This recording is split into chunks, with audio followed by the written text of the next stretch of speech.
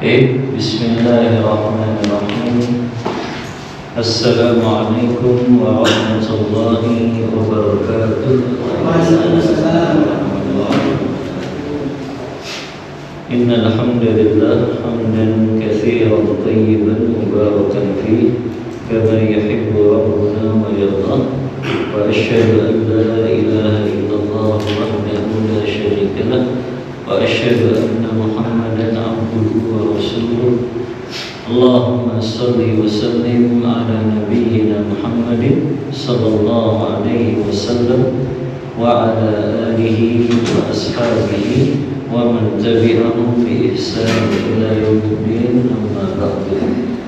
Bapak-bapak yang dirahmati Allah Subhanahu wa taala, alhamdulillah, puji dan puja syukur senantiasa kita panjatkan kepada Allah Subhanahu wa taala.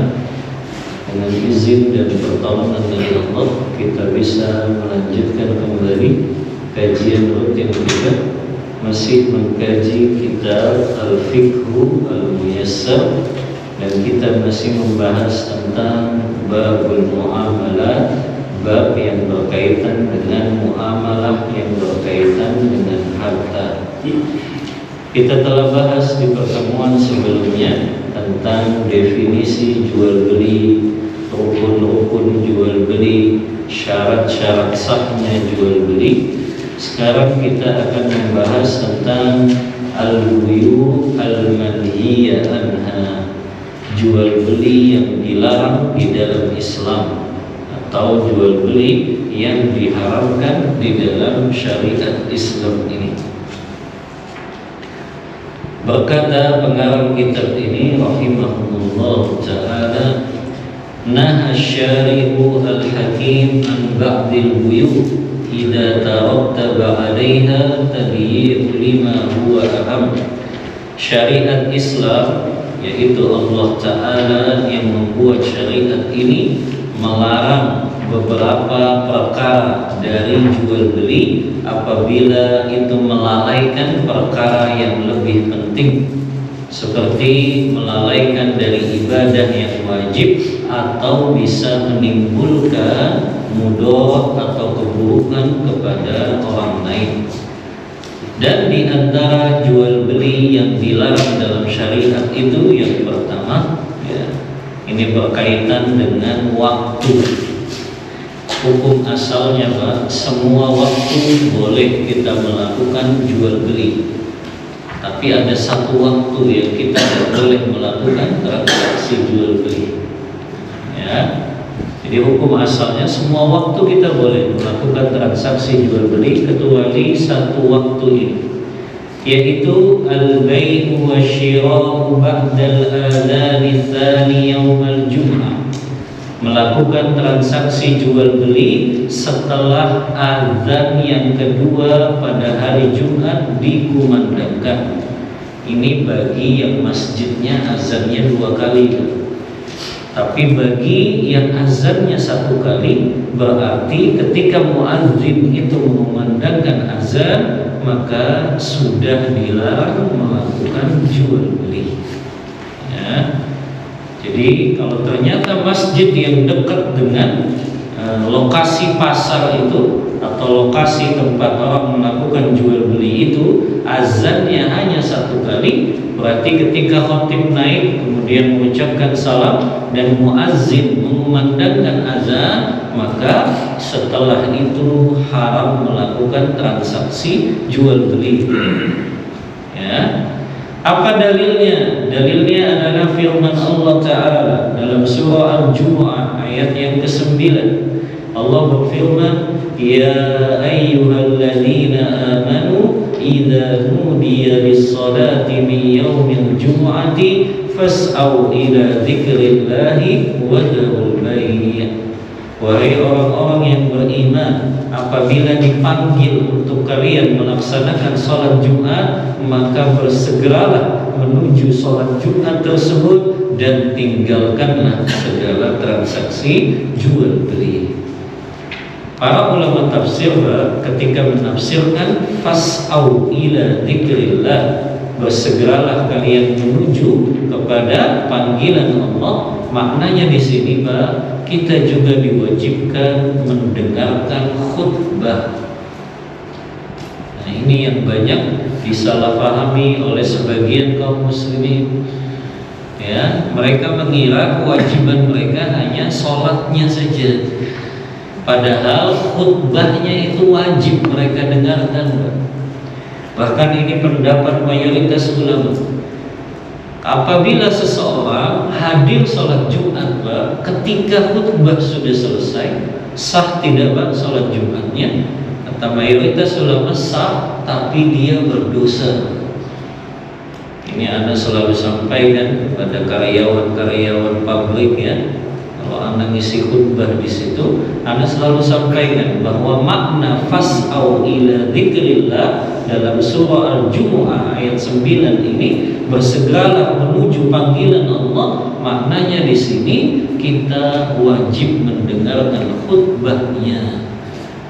Kebanyakan gitu Pak ya. Kalau orang di pabrik kan, khotibnya baru naik, tergiliran khotibnya udah selesai baru dia berwudu untuk ikut sholatnya. Ini salah, justru kata mayoritas ulama ya, sholatnya orang yang seperti itu sah, tapi berdosa.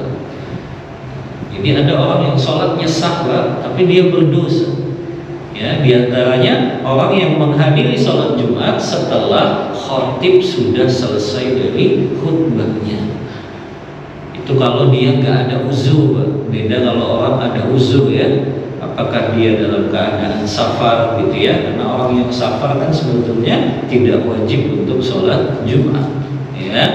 Atau mungkin dia dalam keadaan dia buang air dulu gitu ya, di kamar mandinya agak lama, maka itu ada uzur. Tapi orang yang nggak ada uzur, kemudian dia sengaja menunda-nunda untuk datang ke sholat Jumat sampai khotibnya selesai, maka itu menjadikan sholat Jumatnya dia sah, tapi dia juga berdosa.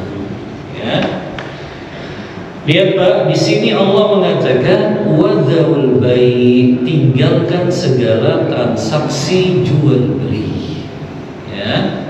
Jadi kapan Pak pengharamannya? Ketika azan Jumat sudah berkumandang. Jadi ketika azannya sudah berkumandang, tinggalkan segala transaksi jual beli. Bahkan menurut pendapat Imam Ahmad, kalau seseorang tetap melakukan jual beli pada saat azan Jumat berkumandang Pak, maka jual belinya dianggap tidak sah. Kalau tidak sah berarti konsekuensinya apa Pak? Barang yang dimiliki oleh pembeli tidak sah menjadi hak miliknya, dan uang yang diterima oleh penjual juga tidak sah atau menjadi haram untuknya. Makanya ini perkara yang dilarang, melakukan transaksi jual beli saat sudah berkumandang azan sholat Jumat. Tapi ini berlaku bagi orang yang wajib menunaikan sholat Jumat. Adapun orang yang tidak wajib menunaikan sholat Jumat, dia tidak masuk dalam larangan ayat ini. Berarti siapa yang boleh untuk tidak sholat Jumat? Kan kata Rasulullah dalam hadis riwayat Tirmidzi, sholatul jumu'atu wajibatun ala kulli muslimin hurrin balighin, ya, kemudian muqim, ya, bahwasannya sholat Jumat itu wajib bagi setiap muslim yang dia dalam keadaan baligh dan dia dalam keadaan muqim, dan dia adalah laki-laki, ya. Maka berarti perempuan, orang yang dalam keadaan safar, anak kecil yang belum baligh, kalau mereka melakukan transaksi jual beli saat azan Jumat berkumandang, mereka tetap diperbolehkan, ya, mereka tetap diperbolehkan. Tapi yang pembelinya perempuan, penjualnya juga perempuan. Tapi kalau penjualnya perempuan, pembelinya laki-laki, ya sama Pak, laki-lakinya yang diharamkan, perempuannya tidak, ya. Maka ini berlaku untuk mereka yang wajib untuk sholat Jumat.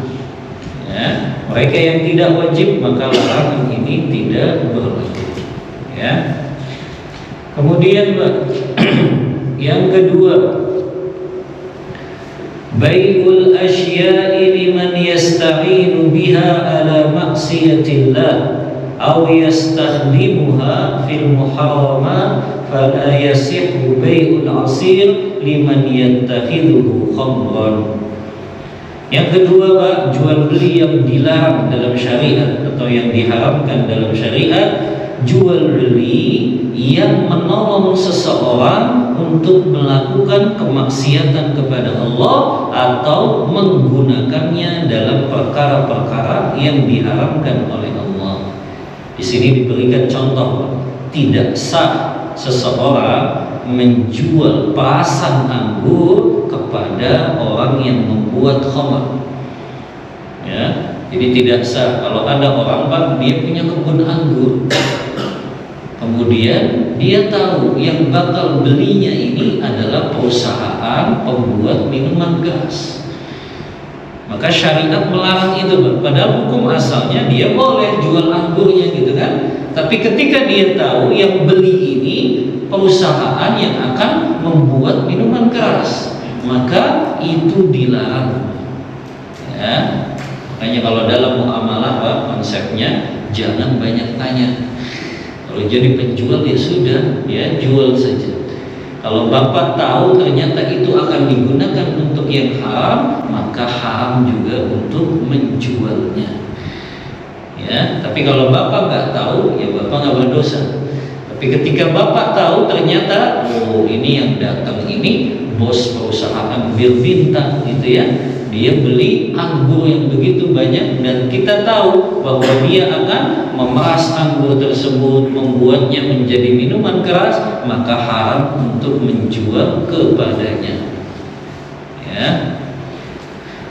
paham nggak Pak ini? Ya, menjual barang yang hukumnya asalnya boleh, hukum asalnya barang itu boleh dijual.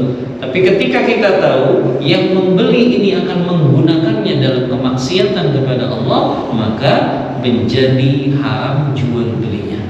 Artinya nggak boleh si penjual menjual barangnya tersebut. Ya. Kemudian juga wala bai'us silahi fi waqtil fitnati bainal muslimin. Tidak boleh juga menjual senjata di saat terjadinya perselisihan di antara kaum muslimin. Kalau kita tahu Pak, ada kaum muslimin yang sedang berselisih, maka nggak boleh menjual senjata kepada mereka. Beda dengan orang barat kan Pak, orang barat justru memanfaatkan. Kalau ada negara Islam yang lagi perang, mereka jualan senjata malah. Ya, supaya semakin banyak kaum muslimin yang mati karena perang tersebut. Ya, ini kan ide-ide ekonomi kapitalis gitu Pak. Yang penting mereka meraih keuntungan saja, nggak peduli orang mau saling bunuh-bunuhan gitu. Ya, padahal dalam Islam enggak. Kalau kita tahu ada dua muslim yang saling berselisih, nggak boleh jual senjata. Yang hukum asalnya boleh Pak, menjual senjata itu. Tapi ketika kita tahu senjata itu justru akan digunakan untuk berperang dengan sesama muslim, maka itu menjadi haram hukumnya. Ya. Apa dalilnya Pak? Dalilnya firman Allah Ta'ala surah Al-Ma'idah ayat yang kedua. Allah mengatakan, wa ta'awanu 'alal birri wat taqwa wa la ta'awanu 'alal itsmi wal 'udwan.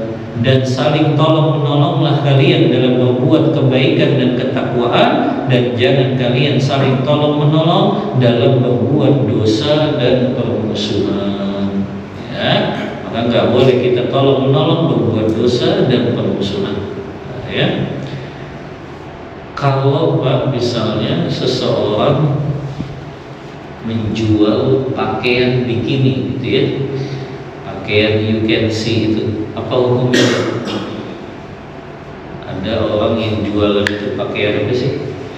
You can see ya disebutnya. Blackboard ya. Apa hukumnya Pak? Boleh tidak? Hah? Karena bisa jadi wanita ya, ada wanita solehah yang beli itu, tapi dia untuk memakainya di hadapan suaminya saja. Ya enggak Pak? Di hadapan suaminya kan boleh ya. Tapi ada orang yang memang pakai ini untuk di luar rumah gitu. Ya. Maka apa hukumnya Pak? Menjual pakaian bikini ini. Nah, kata ulama Pak, lihat pada subjek yang membelinya. Ya, lihat pada subjek yang membelinya.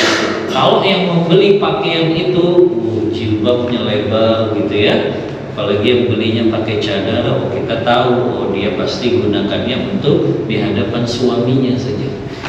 Ya, karena memang sebaik-baik wanita itu kan yang ketika dipandang suami itu suaminya bahagia.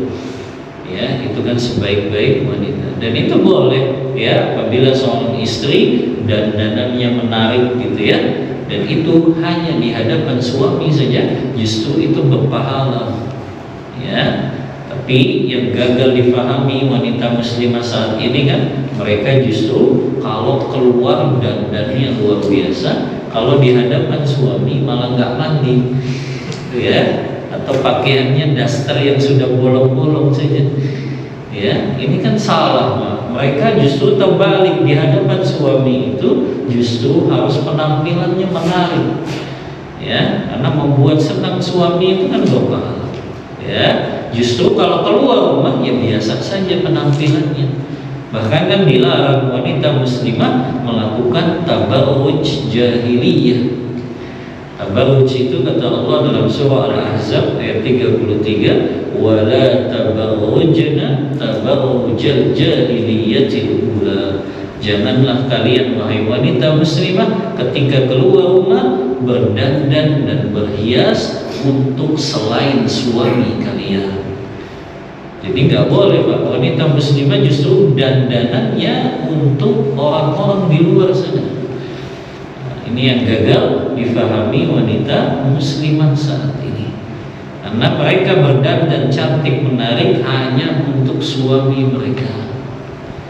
Makanya Pak ya, jangan pernah ridho kalau istri keluar rumah dandanannya luar biasa. Karena masa kecantikannya untuk orang lain Pak. Kecantikan istri itu hanya untuk suaminya saja. Ya. Di sini Pak berarti menjual pakaian bikini, pakaian you can see tadi Pak, hukumnya tergantung kepada siapa kita menjualnya. Kalau kita jualnya kepada wanita ini pakaiannya sudah tertutup auratnya, maka kita yakin dia pasti makainya untuk di hadapan suami saja. Ya, tapi kalau yang jualnya ya memang sudah dia yang membelinya, dia ketika membeli pakaiannya seksi gitu ya, kelihatan auratnya, maka nggak boleh kita jual kepada orang yang seperti ini. Ya. Tapi ini yang kedua Pak ya, menjual sesuatu dalam rangka menolong seseorang berbuat maksiat kepada Allah atau menggunakannya dalam perkara yang diharamkan. Kalau warnet gimana Pak? Kalau warnet digunakannya untuk yang haram atau untuk yang halal? Nah, kalau warnet biasanya digunakannya untuk apa? Maka berarti penjaga warnetnya harus seleksi dulu, Pak. Ya, kalau ternyata yang menggunakannya itu dalam rangka membuka situs-situs porno, gitu ya, atau membuka gambar-gambar porno, membuka video-video porno, maka haram hukumnya dia menyewakannya kepada orang. Ya, karena hukum asalnya yang boleh Pak warnet itu untuk digunakan untuk perkara yang mubah saja. Tapi ketika itu digunakan untuk perkara yang haram, maka itu menjadi haram juga jadinya. Ya, maka ini penjaga warnetnya atau yang orang yang menyewakannya harus menyeleksi, Pak ya. Yang pengguna ini ya, dia menggunakannya untuk yang halal atau yang haram. Atau bisa ditulis dulu di situnya gitu ya. Dilarang membuka situs-situs porno atau justru diblokir dulu. misalnya situsnya diblokir dulu ya, maka dia hanya bisa menggunakannya untuk yang bermanfaat saja. Taib, ini yang kedua. Yang ketiga, jual beli yang dilarang dalam syariat, bai'ul muslimi ala bai'i akhihi. Seorang muslim menjual barang yang sudah dijual oleh saudaranya. Ini saya gambarkan ini Pak, ya, biar mudah dipahaminya. Ini hukumnya haram Pak, menjual barang yang sudah dijual oleh saudara muslimnya. Karena ini bisa menimbulkan rasa benci dan permusuhan Pak. Dan Allah dan Rasulnya itu syariat kita Pak sudah melarang terlebih dahulu perkara yang bisa mengantarkan kepada rasa benci dan permusuhan kepada sesama muslim. Contohnya gini Pak, menjual barang yang sudah dijual saudara muslim.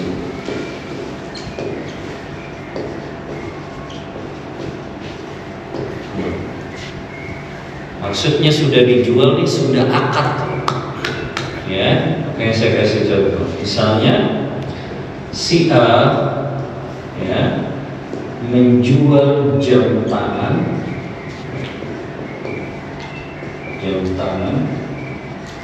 kepada si B dengan harga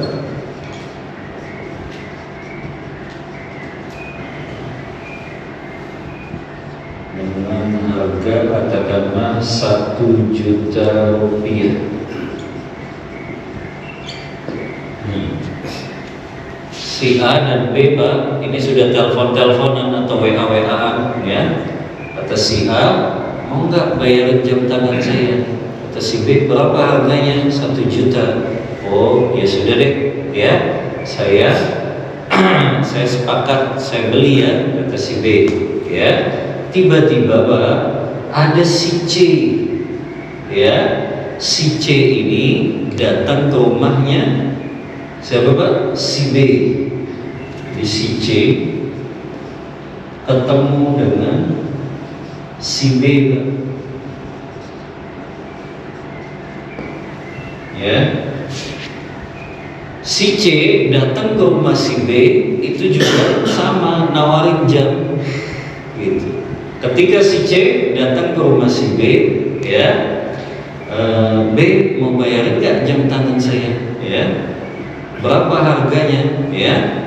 Harganya 800.000 lah. Wah, saya sudah akad tuh sama si A, saya beli jam tangannya itu 1 juta.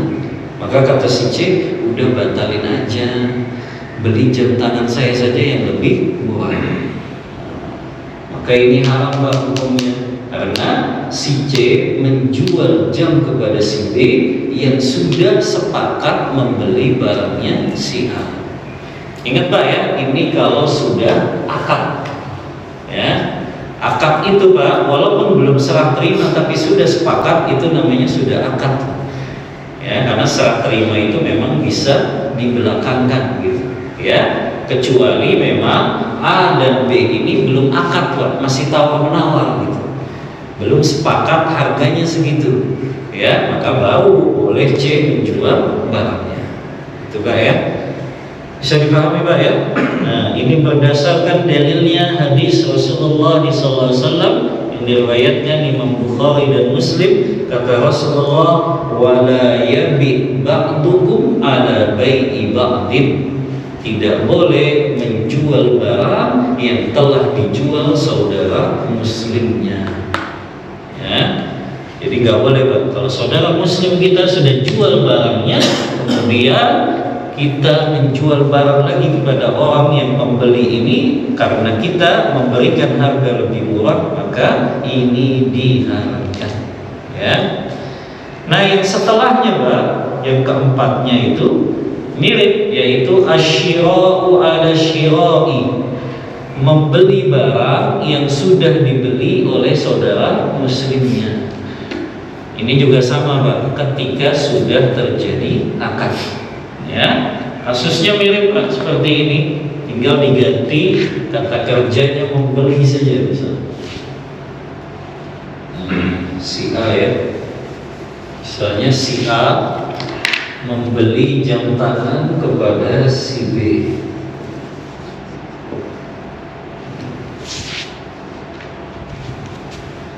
Si A membeli jam tangan kepada si B dengan harga 1 juta rupiah.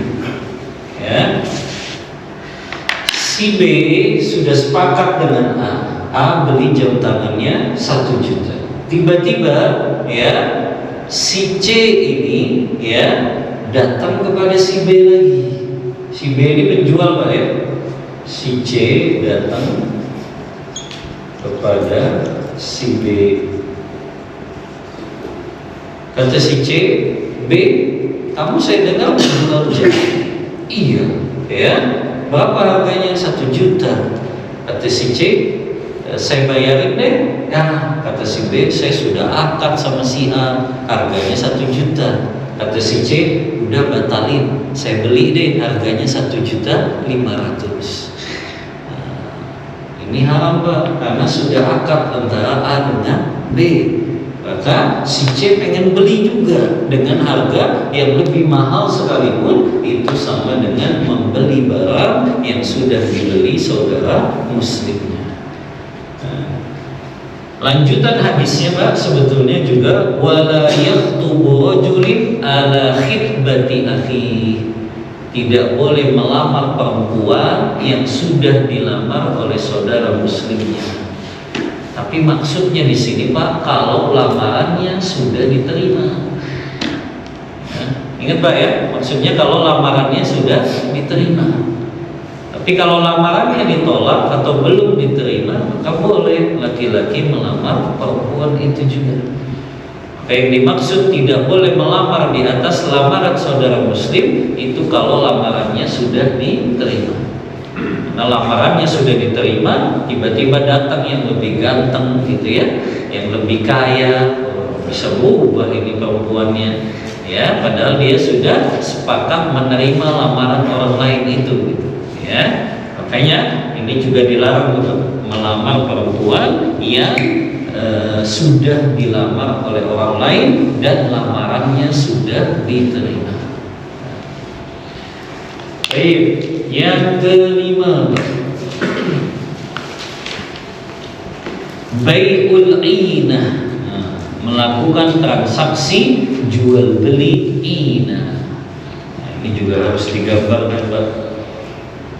Bai'ul inah ini Pak, ulama menjelaskan jual beli yang di dalamnya ada unsur ribanya, seolah-olah melakukan jual beli secara rekayasa.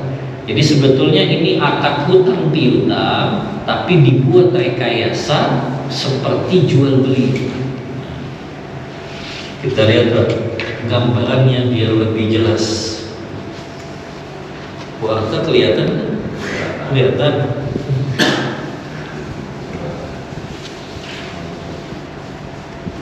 Jual beli inah gini Pak gambarannya, ya. Jual beli inah,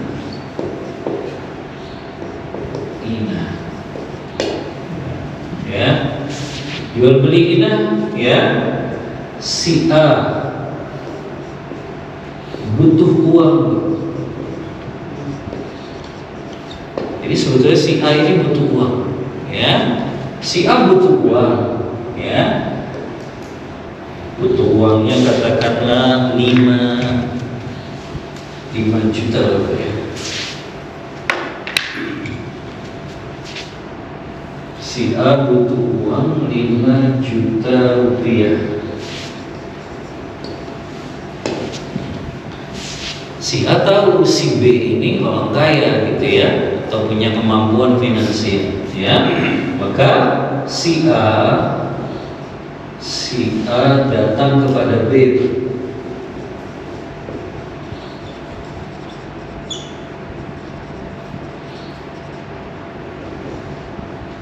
ingin pinjam uang Pak awalnya, ya, ingin pinjam uang, ya. Kata si A, B, saya mau pinjam uang 5 juta. Si B ini tahu Pak, kalau dia kasih pinjam, dia gak bakal dapat untung, ya. Karena si B ini pengennya dia dapat untung dong, gitu, ya. Maka kata si B, aduh, kalau saya cuma pinjemin saja, saya gak dapat untung, gitu. Gini aja deh, kita lakukan jual beli saja. Oh, gimana jual beli? Oh, saya gak punya duit, kata si A. Jadi seolah-olah jual beli itu. Jadi kata si B menjual HP-nya kepada si A dengan harga 5.500.000 dibayar secara kredit.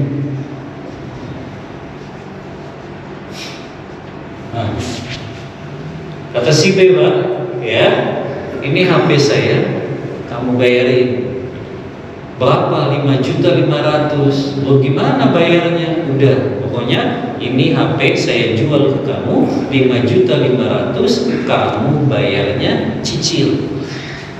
Cicil berarti selama 11 bulan misalnya Pak, ya. 11 bulan berarti 1 bulannya 500.000, ya kan Pak? Dengan dibayar kredit selama 11 bulan, ya. Sepakat? Sepakat. Nah, setelah itu kamu jual lagi ke saya, kata B. Nah, kamu jual lagi ke saya HP itu dengan harga 5 juta saja, dan saya akan bayar tunai, gitu. Paham gak Pak? Nah, kemudian si B, ya, ngakalin kayak jual beli, padahal dia nyari untung 500.000, ya, karena dia sudah minjemin saudaranya ini, si B, ya, atau si A, ya, si B mewajibkan si A menjual lagi HP kepadanya, ya, dengan harga 5 juta dibayar tunai. Ya, jadi cuma kamuflase aja Pak, ya, kamuflase saja si B ini jual HP kepada si A, karena memang tujuan A itu bukan untuk beli HP, yang dia pengen hanya dapat duitnya saja, yaitu dia butuh duit 5 juta tadi Pak. Tapi karena si B ini ingin cari untung, jadi dia buat kamuflase seperti jual beli, gitu ya.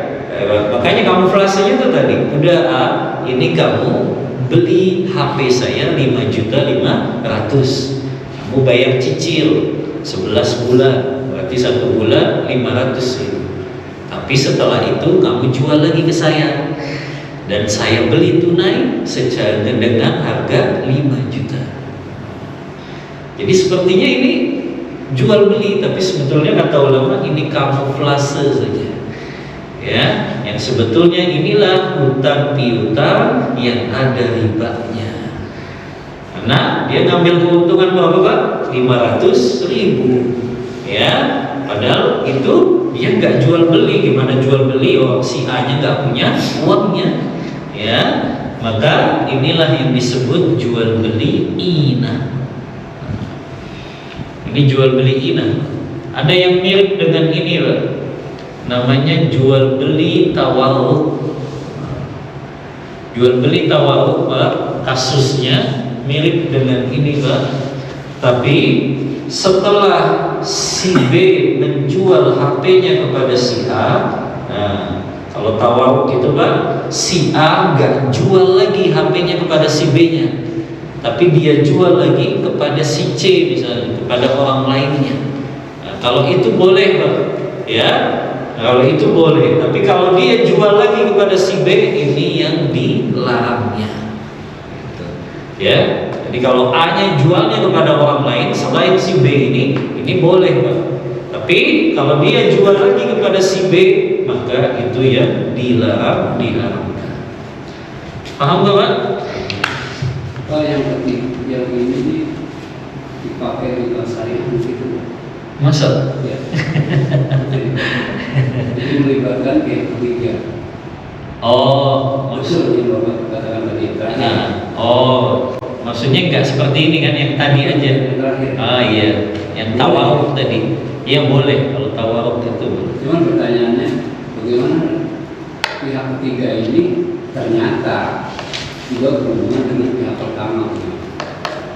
Pihak ketiga berhubungan dengan pihak pertama. Yang tadi Bapak katakan, anggaplah ya, memang dia mencari untung.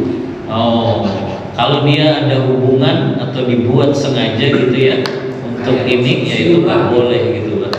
Kalau dalam skala besar ya konsorsium, karena ini merupakan kongsi gitu kan. Namanya BMT kan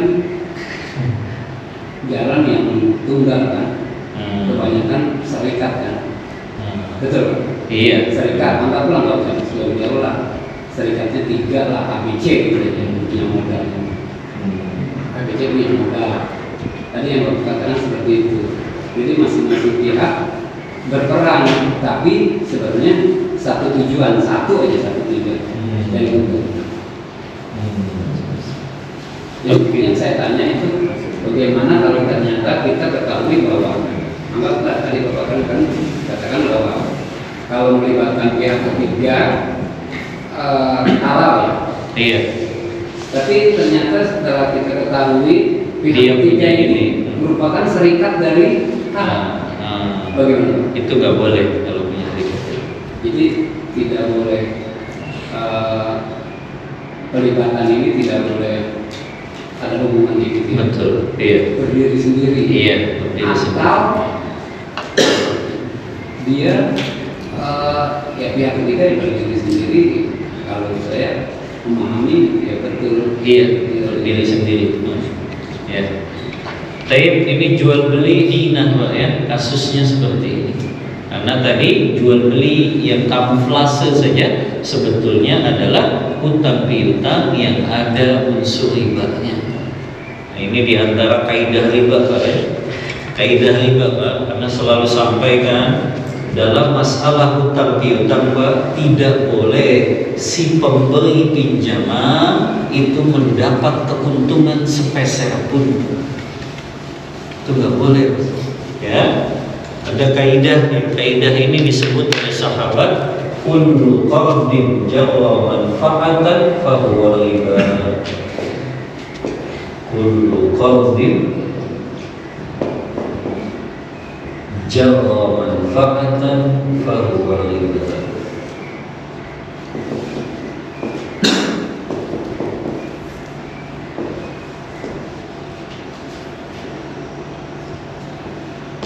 Setiap pinjaman, Pak,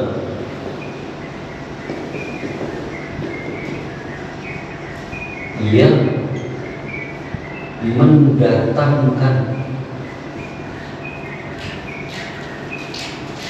manfaat atau keuntungan kepada si pemberi pinjaman,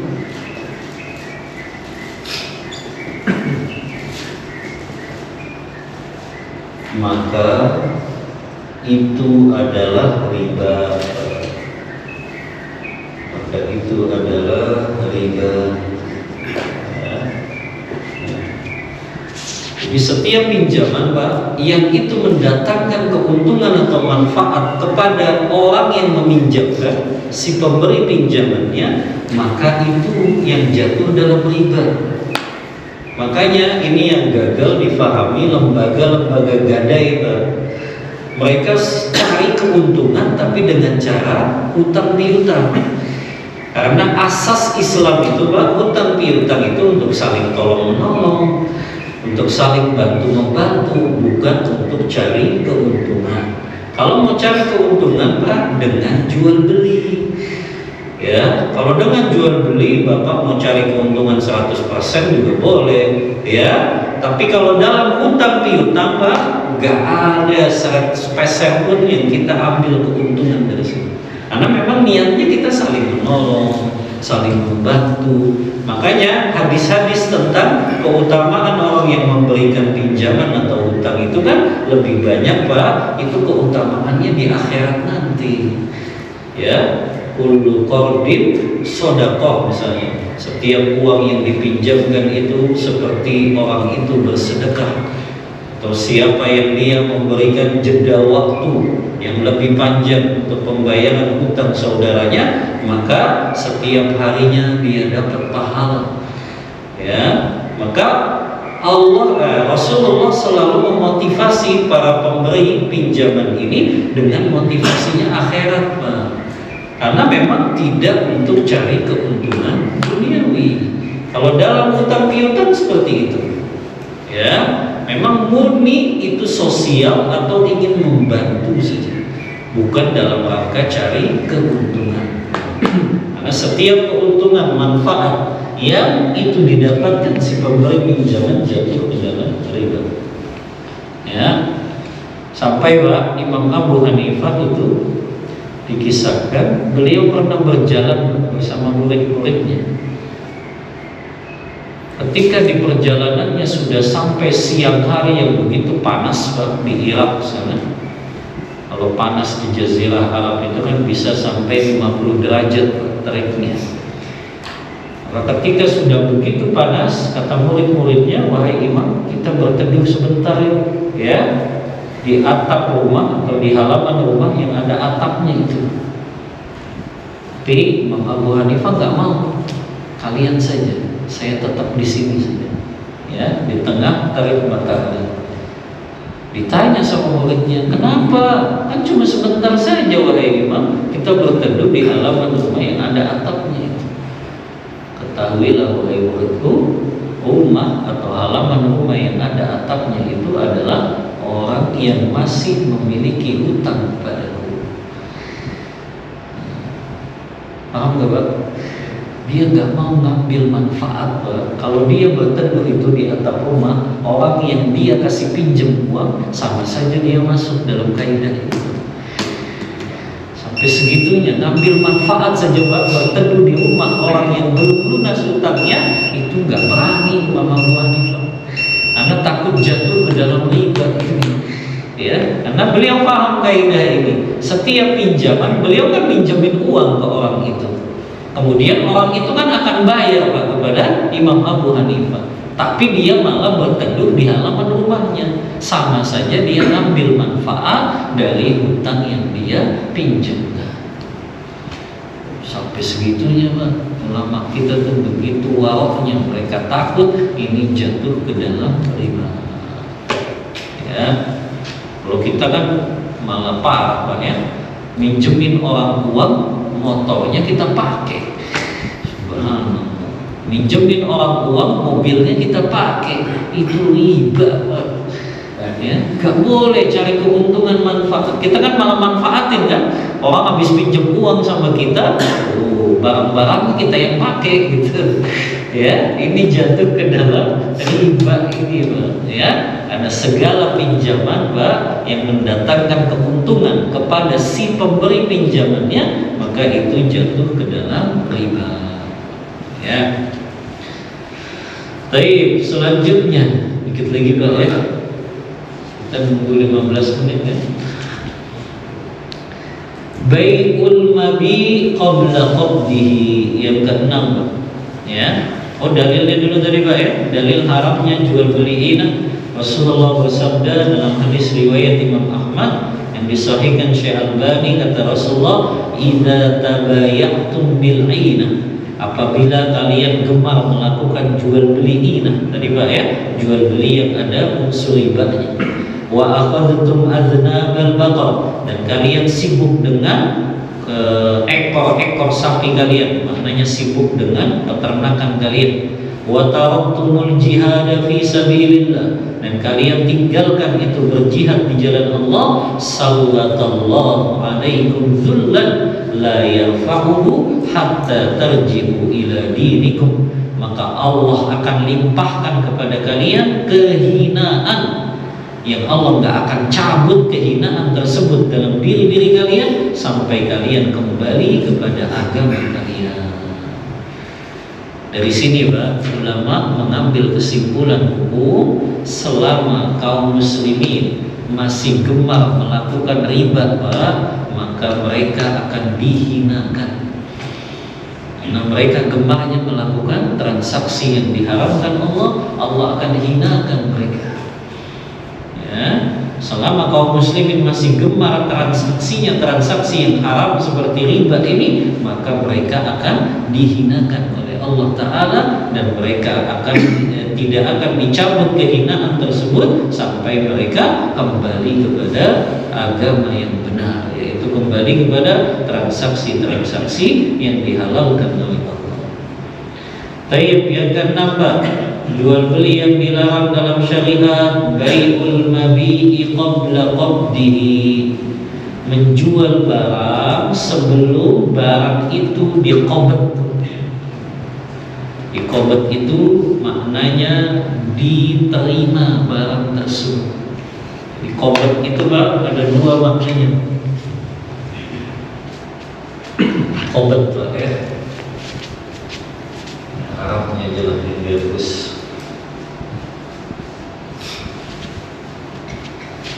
Menjual barang sebelum diqabd. Ya. Qabd itu artinya kata ulama, yang pertama dia sudah memilikinya. Artinya barang itu memang sudah dia miliki. Dan yang kedua, dia sudah ya menerima barang tersebut.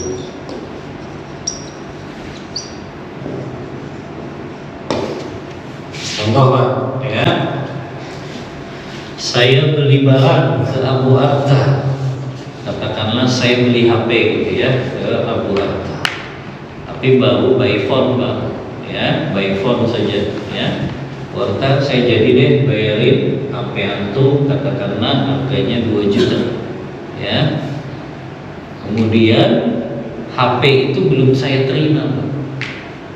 Kemudian saya tawarin misalnya ya ke bapak yang lain, mau nggak beli HP ya, mereknya Samsung, harganya 3 juta. Padahal maksudnya saya mau jual HP yang saya baru beli tadi sama Abu Arta. Saya nggak boleh jual Pak HP itu sampai HP itu saya terima ya, baru HP itu boleh saya jual. Paham Pak gambarannya ya? Nah, disinilah Pak kesalahan orang-orang yang mereka melakukan dropshipping itu Pak. Mereka itu nggak punya barang, tapi mereka jualin barang orang gitu ya.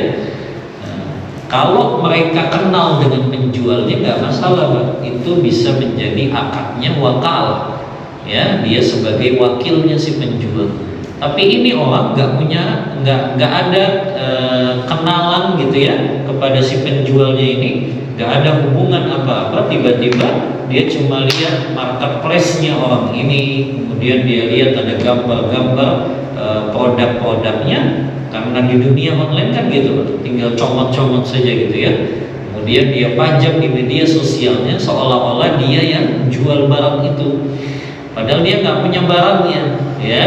Akhirnya ketika ada orang yang pesan, disuruh transfer dulu ke dia, baru dia pun beli kepada orang yang jual ini. Maka ini namanya menjual barang yang belum dimiliki Pak. Nah, ini sama Pak. Ini bai'ul mabi' qabla qabdihi. Gak boleh seseorang menjual barang yang belum dia miliki dan belum dia terima gitu, barang yang telah dia beli tersebut. Dalilnya Pak, hadis Rasulullah SAW riwayat Abu Dawud, kata Rasulullah, man ibta'a ta'aman fala yabi'hu hatta yanbidhu, siapa yang telah membeli makanan, maka janganlah dia jual makanan tersebut sebelum makanan itu dia miliki, dia terima tadi, yaitu dia qabd. Kemudian juga dari Zaid bin Sabit, Rasulullah melarang untuk menjual barang ya sampai barang tersebut betul-betul dimiliki atau diqabd ya. Yang ketujuh Pak, yang terakhir ya.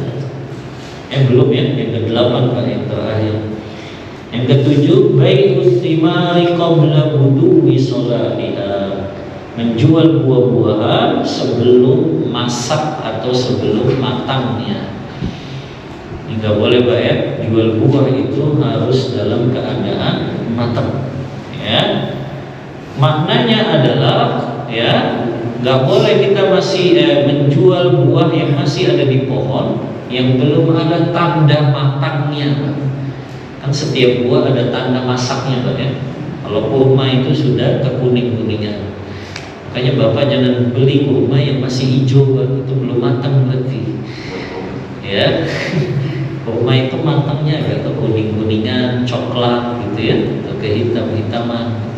Kalau yang hijau itu belum matang Pak kurmanya. Ya, tapi dijual. Tapi memang gitu, orang Arab kadang bandel juga kan, itu dijual di tempat oleh-oleh malah. Di corner itu yang ada di Jeddah itu ya. Ada juga tuh yang jual kurmanya masih hijau-hijau belum matang. Ya, maka matangnya itu kuning. Ya, ini larangannya kata Rasulullah. Ya. Kata Abdullah bin Umar ya, naha Rasulullah an bai'i thimari hatta yabdu salahuha. Rasulullah melarang menjual buah-buahan sampai jelas matangnya atau masaknya. Nahal bai' wal mubta'. Rasulullah melarang itu bagi penjual dan juga bagi pembelinya. Kan dilarang ya. Kecuali memang mayoritas Pak, buah yang ada di pohon itu, ini kalau kita masih jual belinya tentang pohon Pak, artinya belum dicabut gitu ya, masih di tanamannya, masih di kebunnya ya, maka itu harus dipastikan mayoritasnya sudah matang. Jadi nggak nunggu matang semua juga, tapi mayoritasnya sudah matang ya. Kalau mayoritasnya memang sudah matang baru Pak boleh dijual ya. Tapi kalau mayoritasnya belum matang maka dilarang, karena tidak ada jaminan buah itu akan matang. Karena bisa jadi kan apakah tertimpa badai gitu Pak ya, tertimpa banjir yang akhirnya malah gagal panen ya. Sementara orang ini sudah bayar gitu ya. Makanya nggak boleh menjual barang atau buah-buahan yang belum jelas masak atau matangnya ya. Ini yang ketujuh. Yang terakhir Pak, yang ke-8, yang juga menjadi jual beli yang dilarang dalam syariat Islam disebut jual beli najas. Jual beli najas di sini jual beli yang ada unsur penipuannya. Di sini dijelaskan an yazida syakhsun fi samani sil'atil ma'rudah lil bai' wa la yuridu shira'aha wa innama liya'izza ghairahu biha. Nah, ini biasanya terjadi pada jual beli lelang. Jual beli lelang. Jual beli lelang Pak, hukum asalnya boleh. Ini hukum asal ya. Tapi ketika jual beli lelang itu dikamuflase Pak, ya, artinya direkayasa, maka ada unsur penipuan di dalam. Saya kasih contoh Pak, biar lebih mudah. Si A melelang mobilnya, ya. Si A ini melelang mobilnya, ya. Kemudian si A bekerja sama dengan B. Nanti ketika saya lelang mobil saya, kamu tawar terus ya sampai harganya tinggi. Nah, jadi sudah kerja sama si A dengan si B. Ya. Maka dimulai tuh, si A mulai dari harga 100 juta, ya, saya berharga 110 juta, ya. Ke si B, saya 150 juta. Padahal dia nggak pengen beli, cuma ingin naikin harganya si A ini saja, supaya orang lain ikut menaikkan harga. Nah, ini yang disebut dengan jual beli najash, ya, jual beli najash. Ini yang ada unsur penipuannya. Nah, ini dalam syariat Islam, ya. Apa dalilnya? Dalilnya adalah dari Abdullah bin Umar. Kata Abdullah bin Umar, anna Rasulullah sallallahu alaihi wasallam naha anin najash. Rasulullah melarang melakukan jual beli najash. Hadis muttafaqun alaih, riwayat Bukhari dan Muslim. Baik Pak, sampai sini dulu Pak ya. Walaupun sebetulnya ada beberapa jual beli lagi Pak yang itu dilarang dalam syariat. Misalnya jual beli janin sapi atau kambing, itu nggak boleh diperjualbelikan Pak sampai memang dia betul-betul melahirkan anaknya. Ya, jadi nggak boleh ada pembeli datang, udah saya bayarin deh janin yang ada dalam sapi itu, nggak boleh. Siapa yang jamin janin itu masih hidup? Ya. Maka itu juga diantara jual beli yang dilarang. Ya.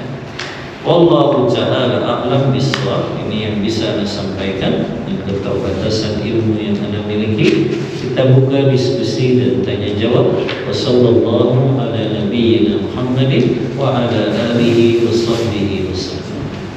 Silakan Pak yang punya pertanyaan. Nah, kalau tadi kan ada, kalau kita memanfaatkan barang yang dimiliki oleh pihak lain gitu ya. Kalau seperti di Karawang ini, misalkan apakah ini sesuai seperti itu atau tidak? Petani dia menggarap sawah dengan sistem gadai, jadi sawahnya punya siapa? Sawahnya punya yang orang lain, jadi digadai sama dia. Suratnya kan masih tetap dipegang masih pemilik sawah, tapi dia menggarap sampai kapan? Sampai uangnya itu dikembalikan utuh. Berarti petani ini berhutang. Ya, pemilik sawah menerima sejumlah uang, terus sawahnya kan digarap oleh pihak lain nih. Berarti bukan petaninya Pak, yang dia gadain sawahnya, bukan? Pemilik sawah, lahan sawah kan, dia punya sawah.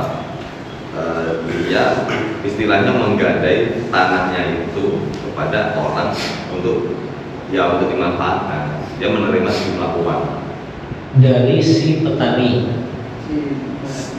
Ini ada dua orang Pak.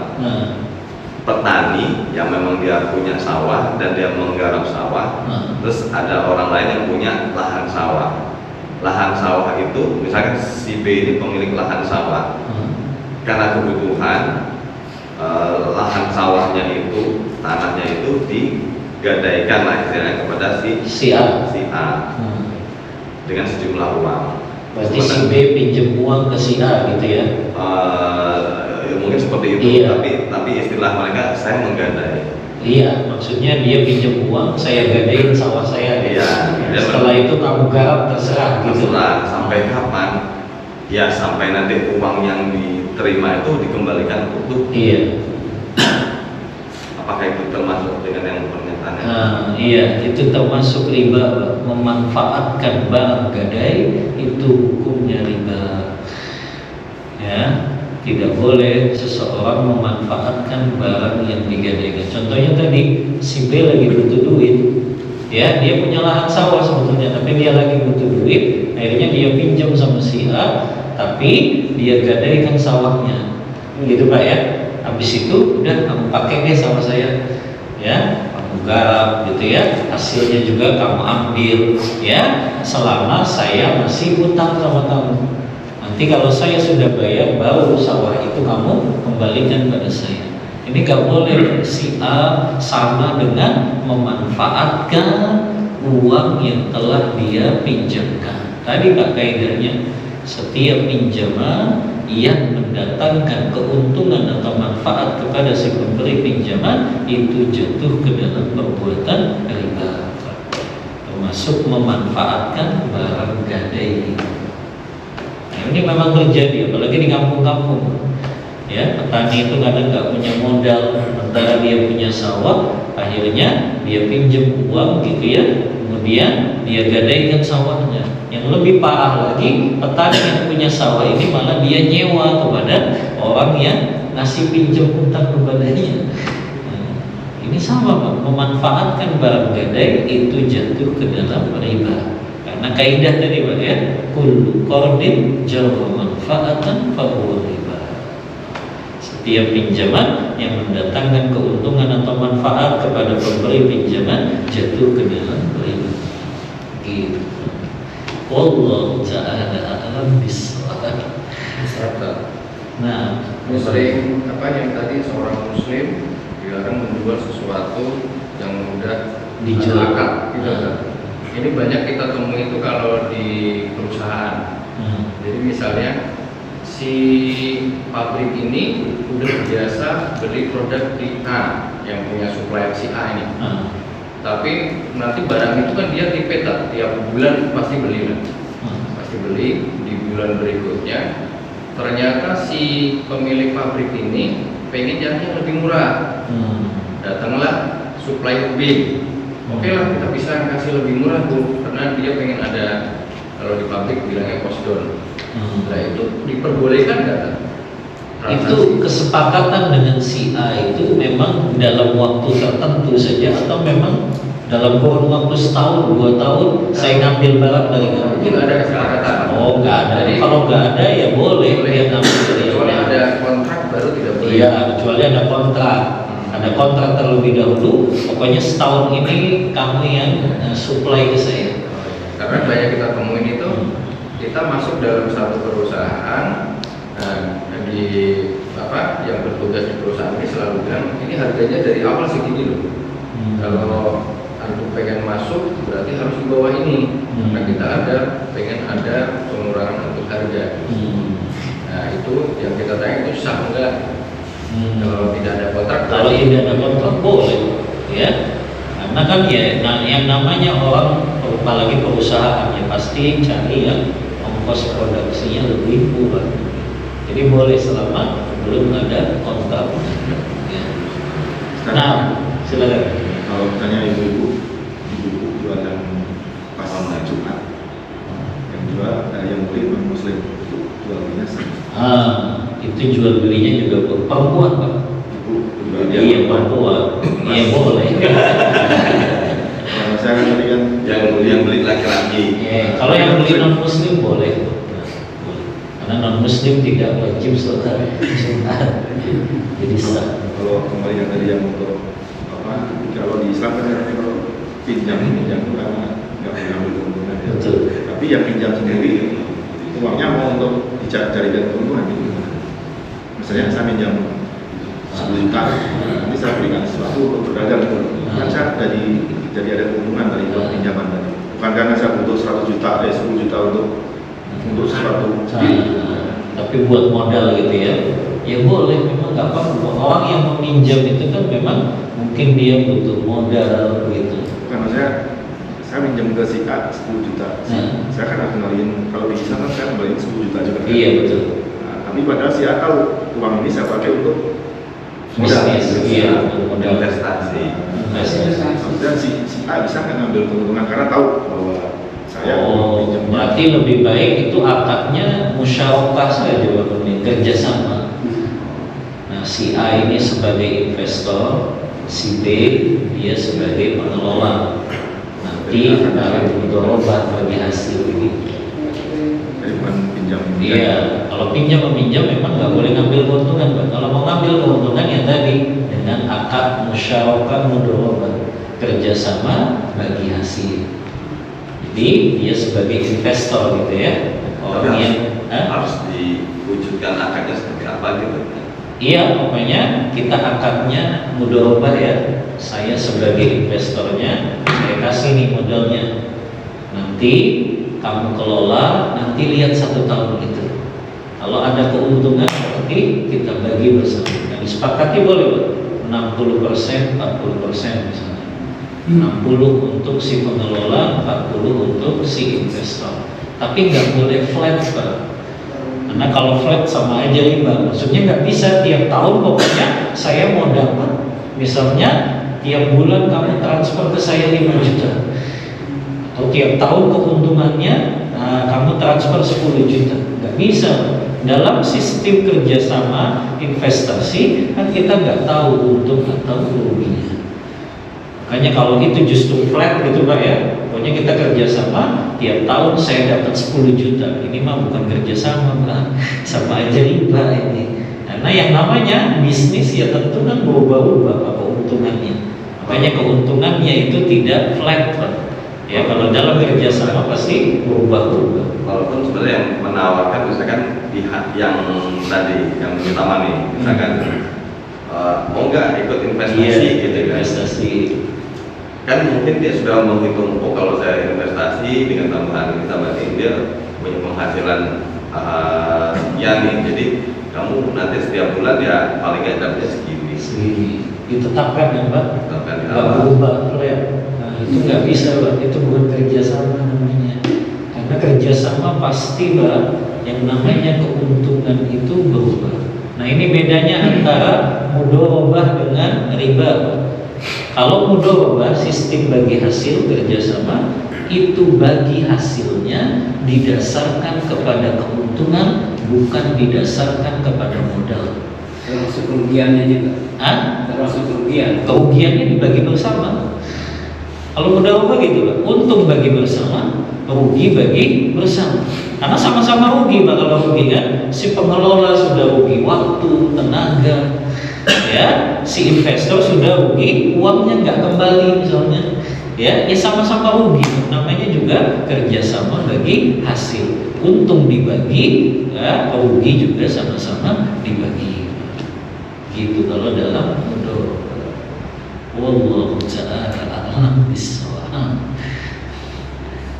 Iya, silakan. Tadi yang pertama terkait dengan akadnya yang sudah disepakati, nggak boleh ada orang lain yang menelikung lah. Iya. Tapi kalau ketika dia akadnya itu dengan non muslim bagaimana? Karena sudah berlaku seperti itu. Orang muslim dengan non muslim sudah akad, terus datang orang muslim yang datang non muslim lah datanglah gitu. Kalau aku ini bisa bayar yang gede. Gitu. Yang terus yang juga bagaimana dengan jualan orang yang bilang ada diskon nih. Padahal dia udah naikin dulu bisa. Katanya udah dia naikin tinggi dulu, ada diskonnya besar-besaran gitu. Padahal dia cuma mainin harga aja. Berarti dia sudah naikkan harga, kemudian dia katakan ada diskon. Besar gitu. Baik, ya, jazakallah khairan. Yang pertama, apakah larangan ini berlaku untuk sesama muslim saja? Lalu bagaimana tadi apabila ada orang kafir yang dia mendatangkan harga yang lebih mahal gitu?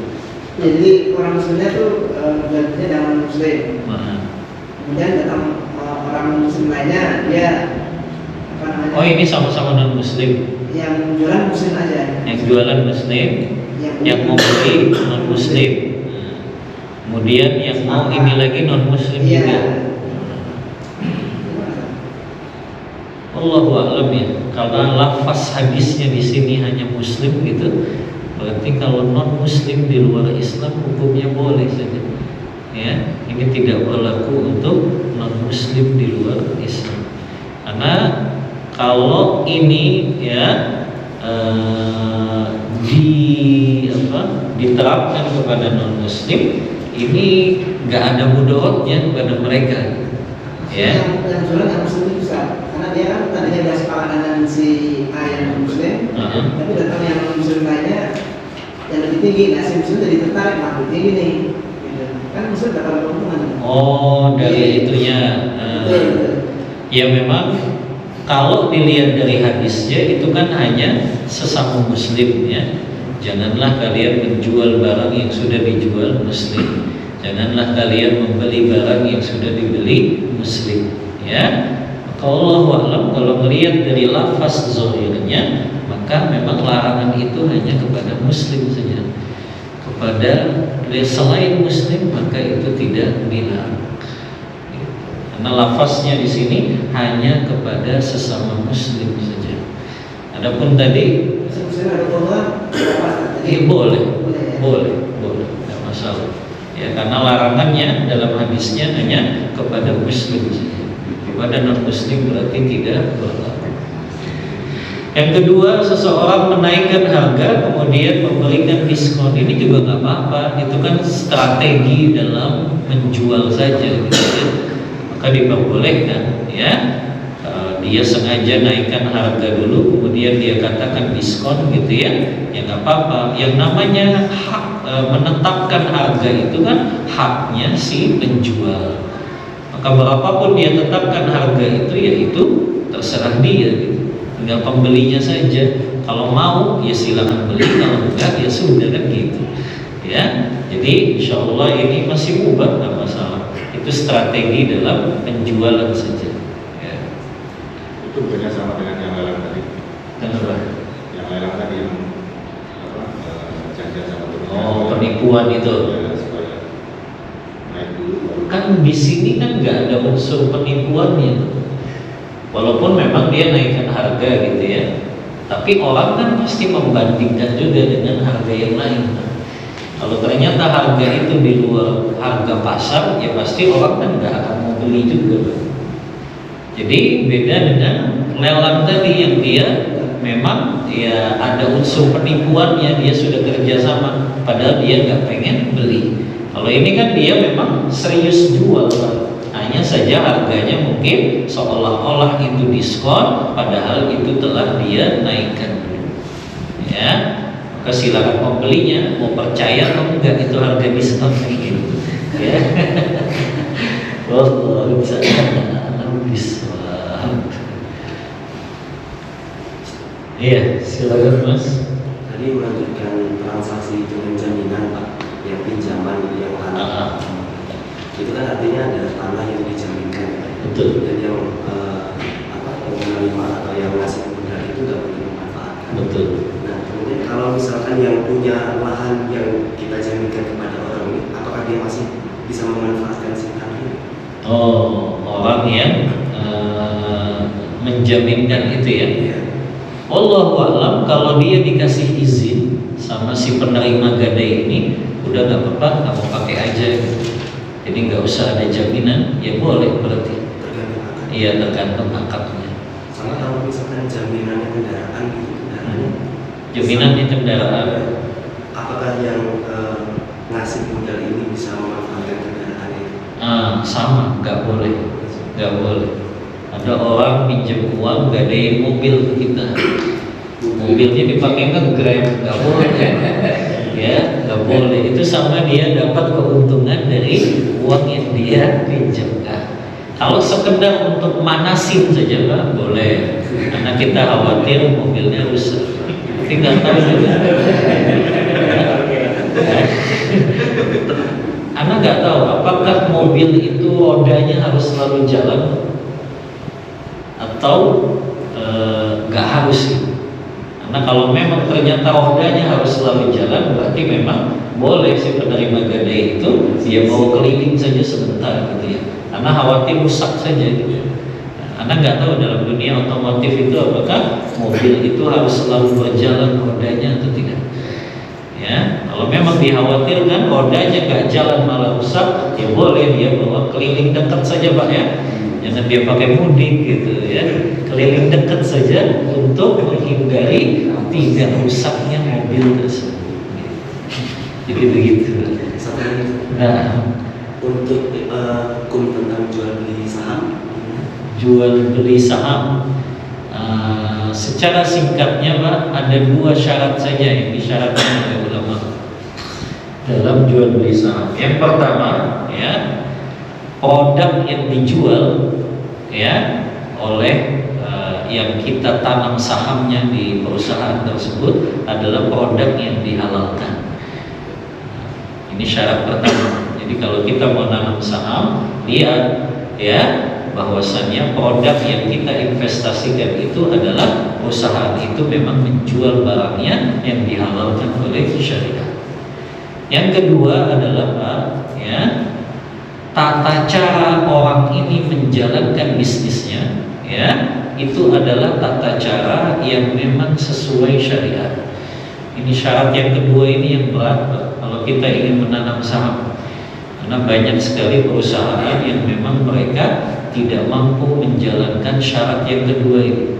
Kalau produknya halal itu mungkin masih gampang, Pak. Tapi ketika menjalankan semuanya, Pak, sesuai dengan kaidah syariat, ini yang agak susah.